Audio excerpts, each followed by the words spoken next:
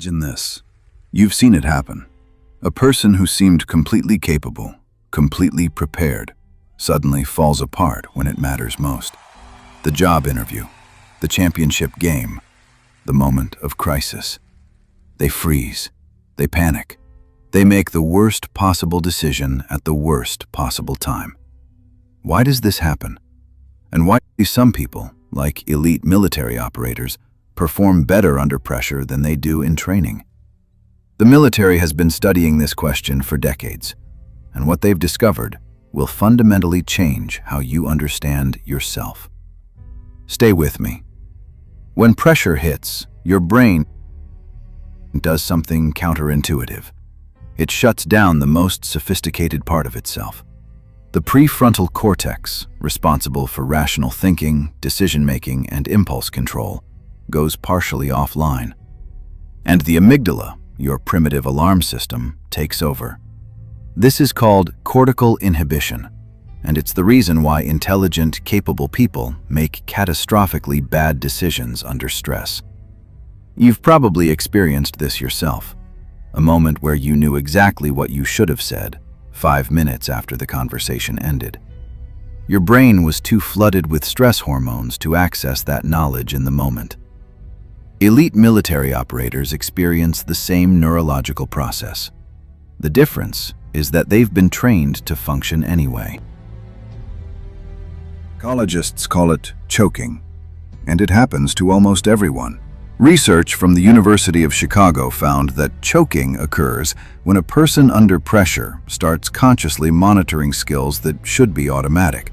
A basketball player who has made 10,000 free throws suddenly starts thinking about the mechanics of the shot, and the moment conscious thought interferes with automatic execution, the skill breaks down. This is why amateur performers often outperform experts in low-stakes situations. But in high-stakes moments, the expert's greater self-awareness becomes a liability. The military solved this problem through a concept called overlearning. You drill a skill so many times, so far beyond competence, that it becomes completely immune to conscious interference. The action happens below the level of thought, and thought, under pressure, is the enemy of performance. The most powerful tool the military uses to prepare people for pressure is controlled exposure to pressure itself.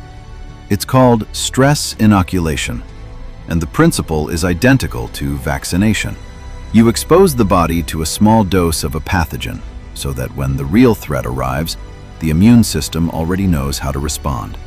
Stress inoculation exposes soldiers to realistic, intense pressure in a controlled environment, again and again, until the nervous system learns that this level of activation is survivable, that performance is still possible, that the threat, however intense, is manageable. Navy SEAL training is essentially 6 months of continuous stress inoculation. Every element is designed to push candidates past the point where they believe they can continue and show them that they can. The psychological lesson is more important than the physical one. You are capable of far more than you think. The limit you believe you've reached is almost never the actual limit. When your mind tells you that you're done, that you've reached your limit, you are actually only at approximately 40% of your true capacity. The remaining 60% is locked behind a psychological wall.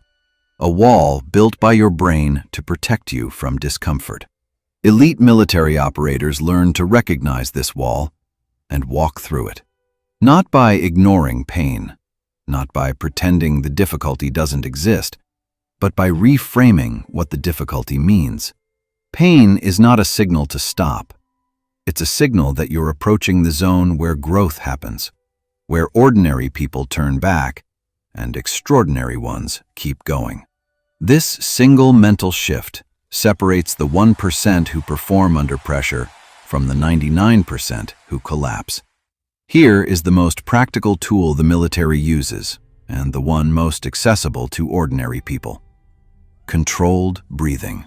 When stress activates the sympathetic nervous system, the fight or flight response, there is one voluntary action that can directly override it: breath. The U.S. military uses a technique called tactical breathing, or box breathing. 4 counts in, 4 counts hold, 4 counts out, 4 counts hold. This simple pattern activates the parasympathetic nervous system, the body's calm state, within 60 to 90 seconds. It doesn't eliminate the pressure, it doesn't remove the threat, but it returns partial function to the prefrontal cortex, restoring access to rational thought, decision-making, and skill execution. Special forces operators use this before breaching a door. Surgeons use it before critical procedures. And you can use it before any high-pressure moment in your life. The 99% who fail under pressure are not weak. They are untrained. Their brains are doing exactly what brains are designed to do: protect them from perceived threat by shutting down higher function and activating survival mode.